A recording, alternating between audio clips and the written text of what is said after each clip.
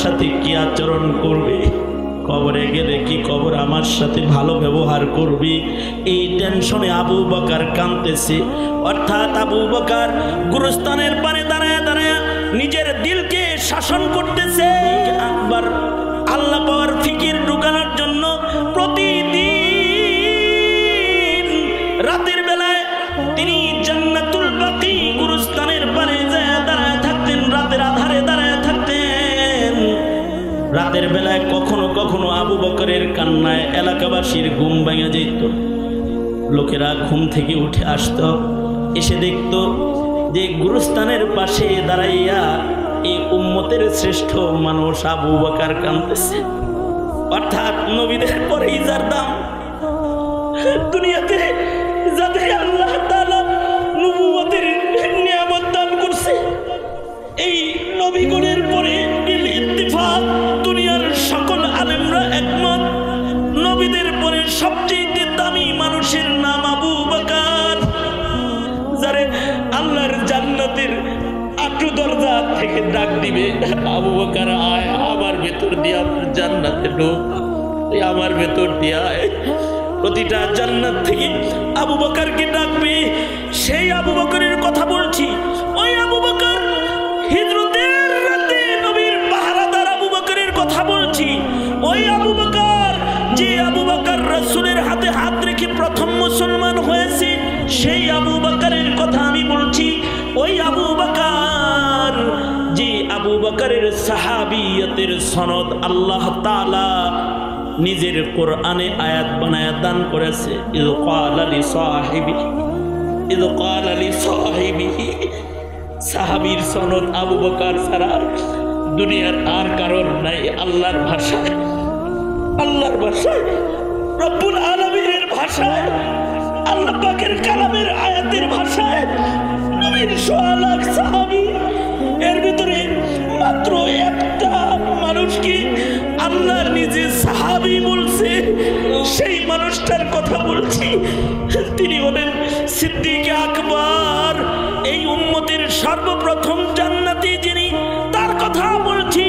আশারায়ে মুবাশশারার এক নম্বর যিনি আবু বকর, তার কথা বলছি। তিনি গুরুস্থানের পারে দাঁড়াইয়া এতিমের মতো কান্দে, আবু বকর এতিমের মতো কান্দে।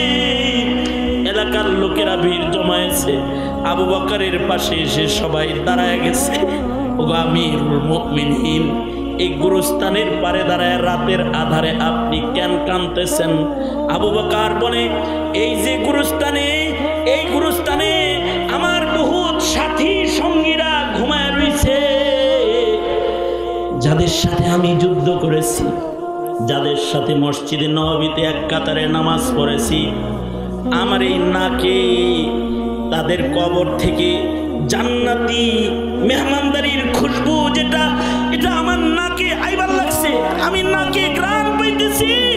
আমার ওই বন্ধুদেরকে কবরের ভেতরে আল্লাহ তাআলা জান্নাতের মেহমানদারি করতেছে। আমি আবু বকরের টেনশনে ধরছে, আমিও তো এই কবরের যাত্রী, না জানি এই কবর আমার সাথে কি আচরণ করবে, কবরে গেলে কি কবর আমার সাথে ভালো ব্যবহার করবে, এই টেনশনে আবু বকর কাঁদতেছে।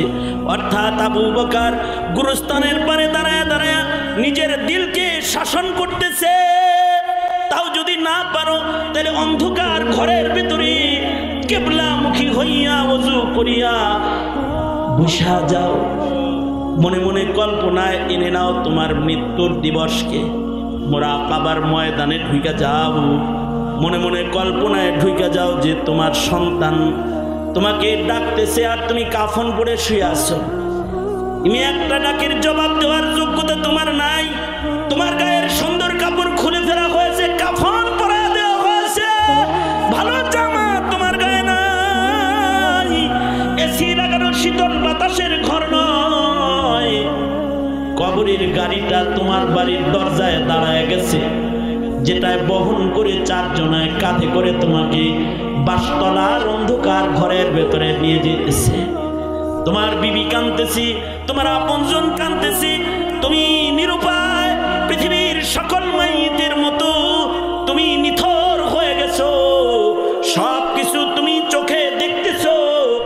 কিন্তু তোমার করার কিছুই নাই। ওই মৌতের মুরাকাবার ভেতরে তুমি ঢুকে যাও। যেখানে ঢুকলি গুনাহ ভুলে যাওয়া যায়, যেখানে ঢুকলি দুনিয়া ভুলে যাওয়া যায়, যেখানে ঢুকলি দুনিয়ার আয়েশ নুসরত ভুলে যাওয়া যায়। আল্লাহর প্রেম দুনিয়ার ভেতরে একটু ডুব দেওয়া যায়। একটু একা হয়ে যাও, একা হয়ে যাও। নিজের মৃত্যুর মুরাকাবা করো, নিজেকে শাসন করে নিজের দিমাগটাকে আল্লাহমুখী বানাও। কারণ এই দিমাগ হলো মানব কলবের জানালা। হয়তো এই দিমাগ দিয়ে নূর তোমার কলবের ভেতরে ঢুকবে, অথবা এই দিমাগের কুচিন্তার কারণে তোমার কলবটা একটা গান্দা নাস্তিক মুরতাদের কলবে পরিণত হয়ে যাবে।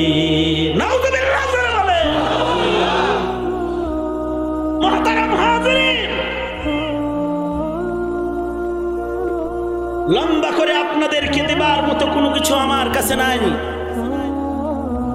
আপনারা দূর দারাজ থেকে, জেলা জেলা থেকে সফর করে এসেছেন।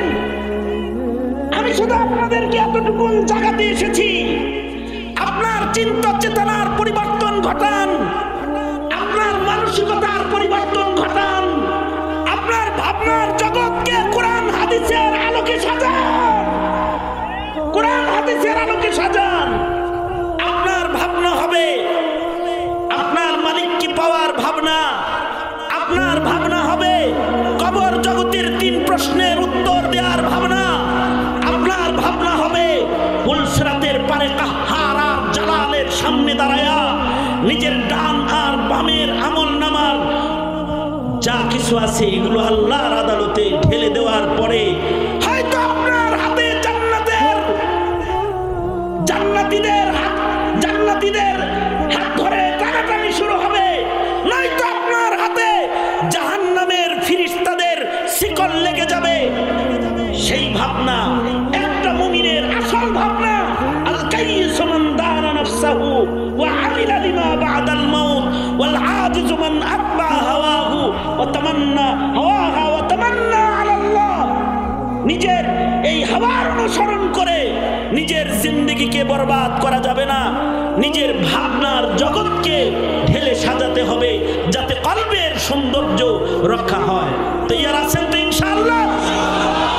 হাত তুলে ওয়াদা করেন আল্লাহর কাছে, বলেন ইয়া আল্লাহ চোখ বন্ধ করলাম, গুনার দৃষ্টি করব না। ইয়া আল্লাহ কান বন্ধ করলাম, গুনার শব্দ শুনবো না। মুখ বন্ধ করলাম, গুনার কালিমাত উচ্চারিত করব না। ইয়া আল্লাহ দিমাগ বন্ধ করলাম, এই দিমাগের ভেতরে তোমাকে পাওয়ার চিন্তা চেতনা লালনের মাধ্যমে কালকে হেফাজত করব ইনশাআল্লাহ। জোরে চিল্লায় আওয়াজ করে বলেন ইনশাআল্লাহ।